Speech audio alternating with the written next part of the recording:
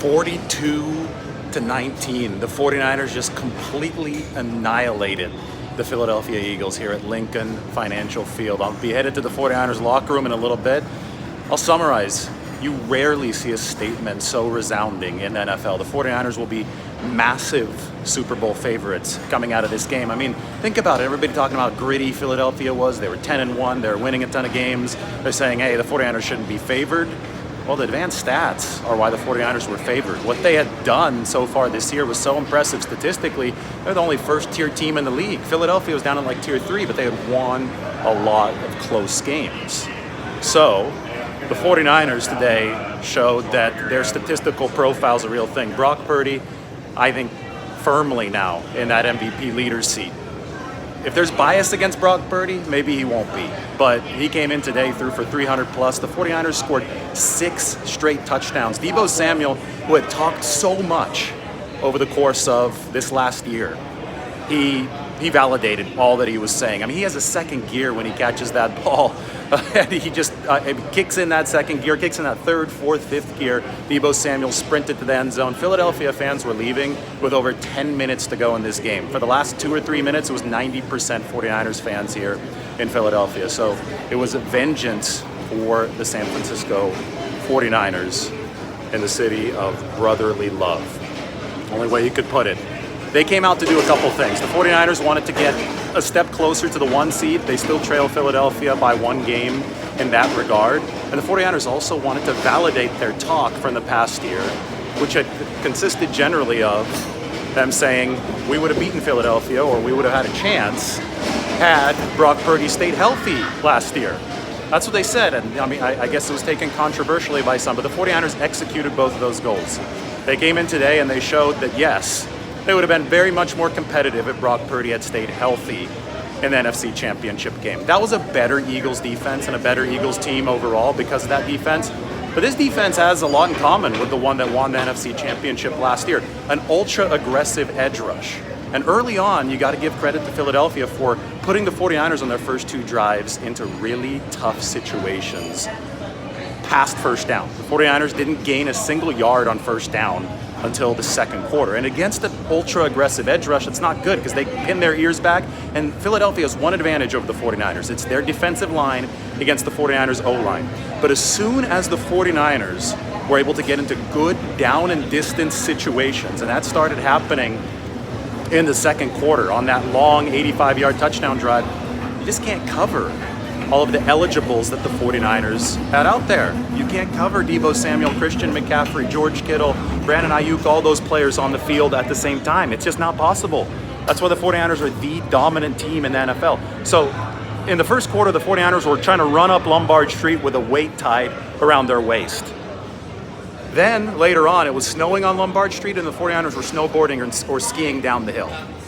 So it was really hard in the first quarter, really easy later on, and it was just because of how the 49ers executed on first down. They had a run stuffed on first down, and they had a Purdy pass batted down on first down over the first 2 drives of this game. That put them in 2nd and 10. That set Philadelphia up for the type of success that they had last year. But I will tell you that even when the 49ers were struggling in the first quarter, it became very, very clear that Brock Purdy was not the same quarterback as last year when Hassan Reddick hit him and Purdy let go of the ball a little bit too late, so it blew up his elbow. Brock Purdy twice, Hassan Reddick almost got him on those first 2 drives, and twice Brock Purdy stepped up in the pocket, which showed his growth over the past year. So even in the first quarter, I said, okay, Brock Purdy, he just carried over his improvement to this game against Philadelphia.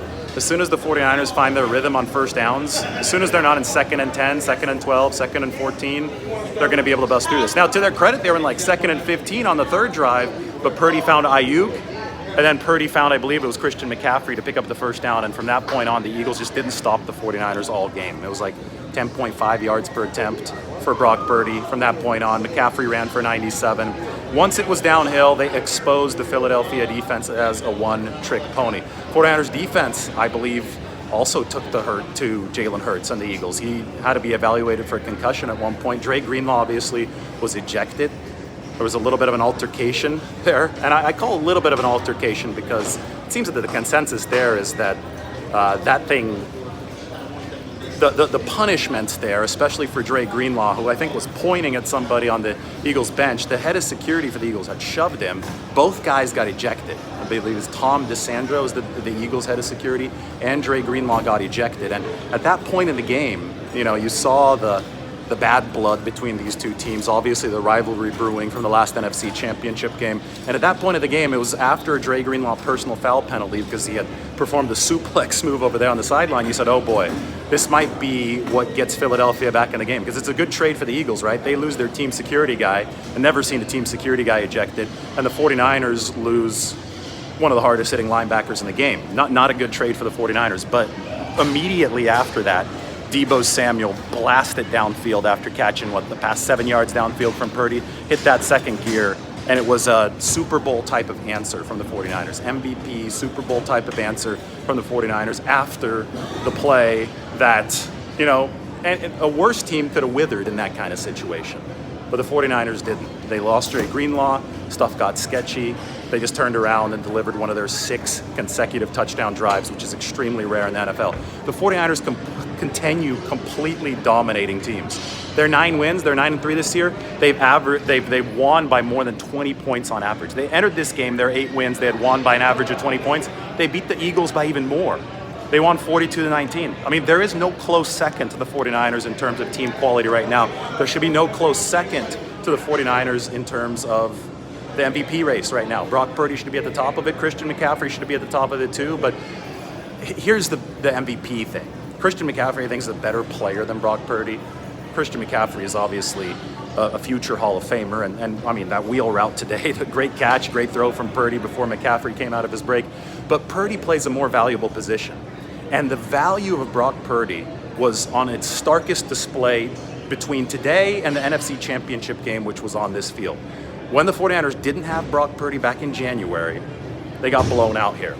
They had the same weapons. They had Deebo Samuel, they had Christian McCaffrey, they had Trent Williams, they had the defense, they had Bosa, they had all those guys. But they got blown out because they didn't have that central component in Brock Purdy to glue it all together. And it's not easy to do, especially if Philadelphia's advantage over you is with their defensive line and their pass rush. You need a QB to overcome the pass rush and distribute the ball. But today, Purdy didn't get hurt. The 49ers had him, and the 49ers blew the Eagles out. They are the best team in the NFL. Brock Purdy is your MVP leader in any just world, at least. That's the case. 300-plus yards and a dominant effort for him. Dominant across the board for the 49ers. They're 9-3. The season is not over, though. You got to take a step back and you realize that the big picture is key here. When we look at the big picture, the Eagles have to play the Cowboys next week. 49ers return home to face the Seahawks. They can't have a letdown next week. They need to keep their foot on the gas. If they do, well, maybe if they've dealt Philadelphia the kind of blow that will lead to yet another loss for the Eagles. If that happens, the 49ers will be in position to secure home field advantage through the playoffs. All right, I'm headed off into the 49ers locker room. They dominate the Eagles 42-19. Much more analysis coming here from Lincoln Financial Field.